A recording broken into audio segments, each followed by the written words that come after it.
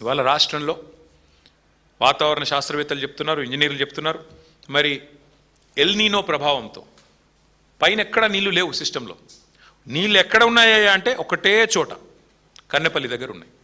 గోదావరిలో అక్కడ ప్రాణహిత నుంచి నీళ్ళు వస్తూనే ఉన్నాయి. ఇది అక్టోబర్ వరకు కొనసాగుతుంది. ముఖ్యమంత్రి గారు వర్షాలు వచ్చే సూచనలు లేవని చెప్తా ఉన్నారు వచ్చే వారం రోజులు. మేము అందుకే చెప్తా ఉన్నాం, మేడిగడ్డ బ్యారేజ్ ముట్టే అవసరం లేకుండా దానికి 14-15 కిలోమీటర్ల పైన ఉన్న కన్నెపల్లి పంప్ హౌజ్లో అక్కడ వచ్చే నీళ్లతో ఇప్పుడు ఆడ 97 మీటర్ల మీద పోతున్నది, 93.5 మీటర్ల కాడ మీరు పంప్ హౌస్ చాలు చేస్తే చాలు నీళ్లు అన్నారం పోతాయి, అన్నారం నుంచి సుందిల పోతాయి, సుందిల నుంచి ఎల్లంపల్లి, ఎల్లంపల్లి నుంచి మిడ్మానేరు, మొత్తం నేను చెప్పినట్టు అన్ని జలాశయాలు నింపొచ్చు. ఇది రాష్ట్ర రైతులు గ్రహించాలి. ఇది కాలం తెచ్చిన కరువు కాదు, ఇది కాంగ్రెస్ కక్షతోని మీ మీద రుద్దుతున్న కరువు అని రాష్ట్ర రైతన్నలు గుర్తించాలని చెప్పి నేను కోరుతా ఉన్నాను.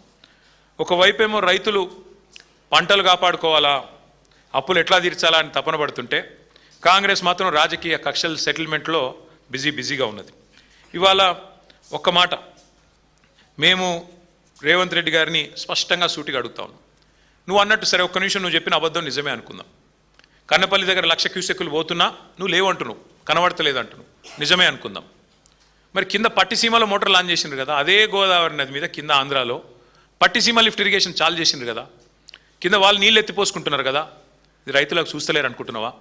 కింద ఆంధ్రప్రదేశ్ ప్రభుత్వానికి అదే గోదావరిలో నీళ్ళు ఎట్లు వస్తున్నాయి, పైన నువ్వు నీళ్లు లేవని అబద్ధం ఎట్లా చెప్తా ఉన్నావు? ఇది రైతులు కూడా గ్రహించాలి, రైతులు కూడా ఆలోచించాలని చెప్పి కూడా నేను కోరుతా ఉన్నాను. ఇవాళ రైతులకు అర్థమైంది కాబట్టి శాపనార్థాలు పెడుతున్నారు. ఈ ప్రభుత్వం దుర్మార్గమైన ప్రభుత్వం, కక్ష తీర్చుకుంటున్నది. 31 నెలలు అయింది అధికారంలోకి వచ్చి. ఒక రైతు గొప్పగా చెప్పినాడు, ఒక రైతన్న, నేను చూసిన వీడియో, అది ఎంత గొప్పగా చెప్పిండంటే, అవునయా కేసీఆర్ గంత పెద్ద ప్రాజెక్ట్ 4 నెలల్లో కట్టిండు, మీరు 4 దశాబ్దాలు శ్రీరామ్ సాగర్ కట్టిరు, 5 దశాబ్దాలు కట్టిరు, కానీ కేసీఆర్ అంతకంటే పెద్ద ప్రాజెక్టు 4 నెలల్లో కట్టిండు. కట్టినాక ఏదో చిన్న ప్రాబ్లం వచ్చింది, వస్తే నీకు సదరొస్తలేదా?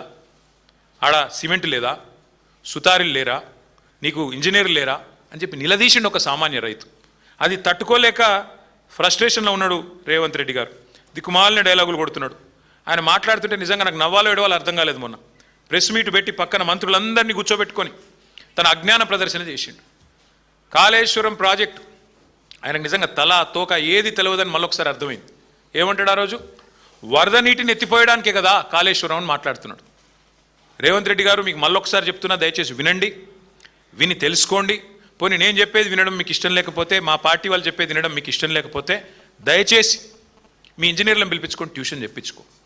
కాళేశ్వరం ఎంత గొప్ప ప్రాజెక్ట్ అంటే 3 రకాల పరిస్థితులను కూడా సద్వినియోగం చేసుకునే ఒక అద్భుతమైన ప్రాజెక్ట్ కాళేశ్వరం. ఎక్సెస్ రెయిన్ఫాల్ ఉంటే, నార్మల్ కంటే అధిక వర్షపాతం నమోదైతే, ఫ్లడ్ వస్తే శ్రీరామ్ సాగర్ నుంచే ఫ్లడ్ ఫ్లో కెనాల్ ద్వారా డైరెక్ట్గా మిడ్మానేరుకు వస్తాయి నీళ్లు. మిడ్మానేరు నుంచి గోదావరి నీళ్లను పైకి లిఫ్ట్ చేసుకోవచ్చు, సస్యశ్యామలంగా రాష్ట్రం మొత్తం ఉంటుంది. ఇది ఒక తరీకా. రెండో తరీకా ఏంది? ఎక్సెస్ రెయిన్ఫాల్ కాకుండా నార్మల్ రెయిన్ఫాల్ ఉంటే, సాధారణ వర్షపాతం ఉంటే మీకు ఎస్ఆర్ఎస్పి నుండి కాకతీయ కాలువ ద్వారా ఇంకా కిందికి కడెం నుంచి కిందికి ఎల్లంపల్లికి నీళ్ళు వస్తాయి, అక్కడి నుంచి నీళ్ళు ఎత్తిపోసుకోవచ్చు. ఒకవేళ ఈ రోజున్న పరిస్థితి ఉండి కరువు వచ్చి, ఎల్ నీలో లాంటి పరిస్థితులు వచ్చి, వర్షపాతం లేని పరిస్థితిలో ఉంటే, అప్పుడు కూడా ఎక్కడ నీళ్లుంటాయని దేవులాడి దుర్బిని పట్టుకొని వ్యాప్కోస్ లాంటి సంస్థ కప్పచెప్పి దేవులాడి వెతుకులాడి పట్టుకున్న పాయింట్ కాళేశ్వరం. ఆ కాళేశ్వరం పాయింట్లో కన్నెపల్లి పంప్ హౌస్ దగ్గర ఎంత వరస్ట్ సిచ్యువేషన్లో కూడా ఇవాళ కూడా 9 టీఎంసీల నీళ్లు కిందికి పోతున్నాయి.